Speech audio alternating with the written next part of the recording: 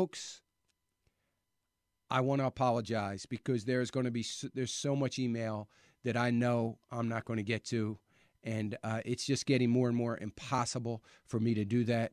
I will tell you this: if you're a partner with me, I've already got my next scheduled conference call this month scheduled out right now. So we're going to do another conference call. We had 399 people listening in on our conference call last month, which was our first. It was the first time I did anything like that.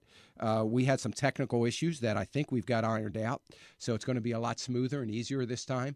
But nevertheless, we're going to do our conference call, and you'll have opportunity to be on the phone and hear a lot of questions and have me answer a lot of questions. So tune in to that. You can get the number there on my website. Also, I'm trying to pick the date and the time, but on another lunch hour, Central Time lunch hour, I'm going to do a conference call for advisors only. This came as a suggestion to an advisor that was on the last conference call, and it was a great idea. I'm going to take them up on it, and we're just going to talk to advisors, and I'm going to let them ask me questions about how they can best help their clients. And I know they have a lot of questions about some of my strategies, which are a little bit abnormal, to say the least, and I'm going to do that. That's just going to be for financial guys, if you're or men or women, if you're a financial person and want to join that's going to be a lot of fun. I'm looking forward to doing that. I do a lot of financial conferences and advisors conferences where I'm asked to speak primarily on either strategies or ethics. Lately, it's been more on ethical practices, which is something I love to do because I get to bring the Bible to a meeting that would not normally anyone would have a Bible, and I get to utter the words that everybody squirms in their seats over, and those two words are Jesus Christ. And it's a wonderful time. I love it, and I've never been not asked back. So even those squirming in their seats usually appreciate the idea that we have a handbook, a guidebook by which to be our guide for ethics and morality. Anyway, but we're going to do an advisors conference, so that's going to be a lot of fun. Anyway, I want to mention big number today, and a crazy number. It has been absolutely nuts. I was late getting in the studio as a result of trying to get these numbers together and try to get a handle on what was going on out there. Of course, the job numbers came out. Economists had expected 190,000 private sector jobs being increased. 190,000. We got 88,000. That is a huge miss. That is not good for the economy. That is not good for all those people talking about how great the economy is. Today, they're all talking about recession. There are even a few, including, I got a text message from a friend of mine in New York City saying even Jim Cramer is blaming the sequester.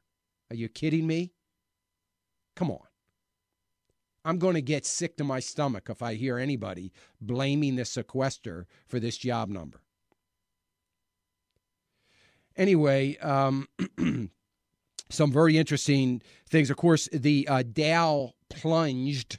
The Dow futures plunged 56 points. It looks like it's going to be or at least it's shaping up to be a very ugly day on Wall Street today. We're already seeing a sell-off over in Europe. It's been a sell-off in Asia, a lot of that due to some Asia problems. We're looking at the Treasury numbers, the 10-year note, down. I'm trying to look for the number. 157. 1.57 for the 10-year Treasury.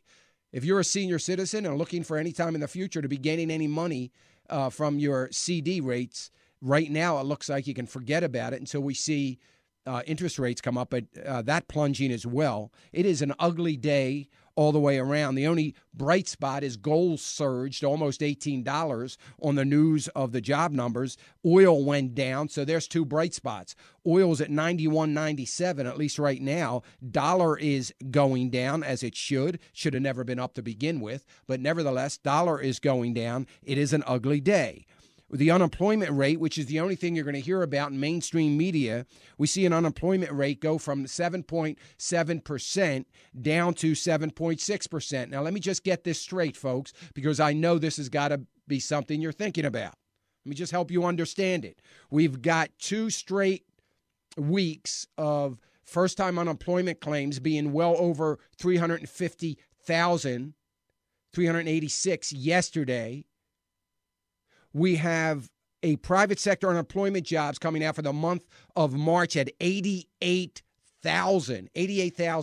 Let me just put it in perspective. We need 250,000 every month for 3 years to be anywhere near normal.